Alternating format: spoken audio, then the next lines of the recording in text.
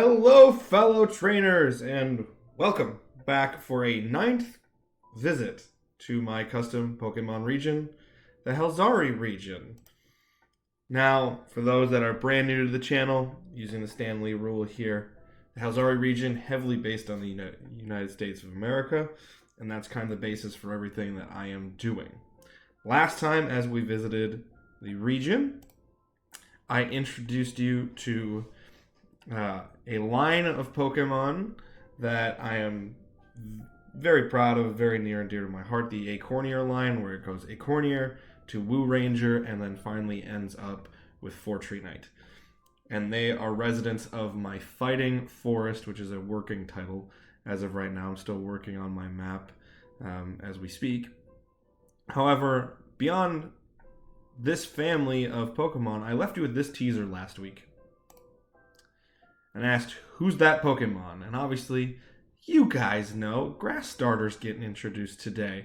And if you've been following my videos, you've been following the video visits to the Halzari region, you see my boy Turfalo, our Grass Starter, at the top, but we're going to figure out what Turfalo evolves into. Now, before we get fully into what Turfalo evolves into, though, I do want to just give a quick recap. So, this is Turfalo. He's our grass Pokemon. I shouldn't say he. Turfalo is my grass Pokemon. Pokemon can be, female, male. It can be whatever they need to be. So, Turfalo heavily based off of bison and buffalo from the American West and the plains regions of the American West. Great representation of land and great representation of grass for me personally. And this is Turfalo's Pokedex entry. Turfalo is the meadow grazing Pokemon, and it's number 1 in the Halzari Pokedex. It's grass type. Turfalo grazes on long, stretching meadows throughout the region. Its calm demeanor makes it ideal for beginner trainers. So as you can probably tell by Turfalo's demeanor, it's very quiet, very easygoing, and hence the reason I said it is ideal for beginner trainers. It's very easy to train with a Turfalo. And I wanted to continue that theme going forward with, as we go through. So here is Turfalo's evolution, the second of the starter line for grass type. I introduce you to Pasturon. So Pasturon is the evolved form of Turfalo. You can see, obviously, Pasturon has taken the bipedal form. It is no longer on all fours anymore. The hooves have a little bit more dimension. And, we have some accents of color there. But when I'm looking at this, I'm very much looking at the pose of what we're doing. And I want you guys to keep notice of that as we move forward. So as we go to Pasturon's Pokedex entry, Pasturon is the Conflicted Graze Pokemon. It's number 2 in the Halzari Pokedex, and it is still grass type. This Pokemon has a quiet and conflicted nature. Pasturon is finding itself and struggling as it goes through its evolutionary journey. So, when I first had the thought for Pasturon and the eventual final form that you guys will see shortly, I really wanted to play with the idea that I've been watching some more of the Pokemon anime, and I thought it very interesting. One of the most impactful episodes of the early series, the Indigo League, is when Pikachu refuses to evolve. It doesn't want to do it. And I always thought that it was somewhat interesting that, a Pokemon might not want to evolve. But really, there has to be, even animals, to a certain extent, go through crises. And that's never really been explored in the world of Pokemon. And Pokemon have clearly a lot of personification-based traits. We clearly put a lot of human traits onto Pokemon as we play the games. So it's something I really wanted to explore with this conflicted nature. So as you can see, Pasturon's getting these small highlights of color showing some changes in Pasturon's body from Turfalo. However, it's a very kind of rigid pose, very reserved, kind of quiet demeanor.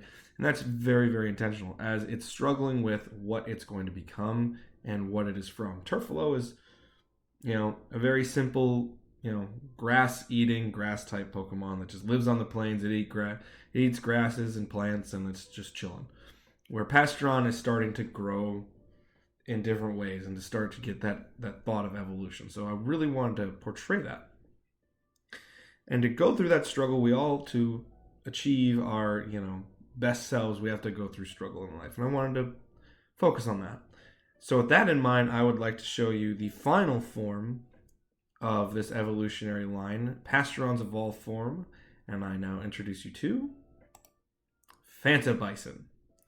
So Fanta Bison, obviously a little bit different of a vibe than Pastron. Admittedly, I even threw in the flowing, gold locks, flowing mane, as I like to call it. Kind of last minute. It was a last minute change for me because I really enjoyed the idea of expression and freedom of expression and things of that nature. So as I was doing this, I really wanted to show different ways of how to show growth and show a different personality through Fanta Bison. So as we go to Fanta Bison's Pokedex entry, Fanta Bison is the expressive queen Pokemon. Yes, I went there. It is the expressive queen Pokemon. It is grass type and is number 3 in the Halzari Pokedex. Taking elements from the plants around it, Fanta Bison expresses itself physically like few other Pokemon. Its mane and coat take their color from the plants it eats daily. So obviously Fanta Bison is a vibe compared to the other two. And I really wanted to explore that. All of my Pokemon have some deeper thought to them in some way, shape, or form. And it was a bit hard because you can get a really unified theme with only 3 starters, as every Pokemon generation has sort of a unified theme between the 3 starters. I have 18 starters. As I've announced in previous videos, there's a starter for every single type in the Halzari region. And so to make sure there was a unifying theme between the traditional 3 starters of grass, fire, and water, I wanted to play with ideas that all had a unifying concept. And, being based in America, and that's what the region's based off of, I thought of the ideas of freedom. And one of this right here is I really wanted the freedom of expression. The freedom to be yourself. I thought would be very interesting to see. And I myself have criticized hypersexualized Pokemon or sexualized Pokemon. I don't think Fanta Bison I don't see it as a sexualized Pokemon. I see it as a very expressive Pokemon. But I don't think there's a lot to suggest more there than that. And others can disagree with me, and that's okay. But through the color choices, through the growth of the trees, through the growth of the coat, I wanted something very, very different. So it looks, keeping my superhero theme for all 18 starters, it's got that long trench coat look. It's got the flowing locks of a comic book. It's got those spotting highlighted colors.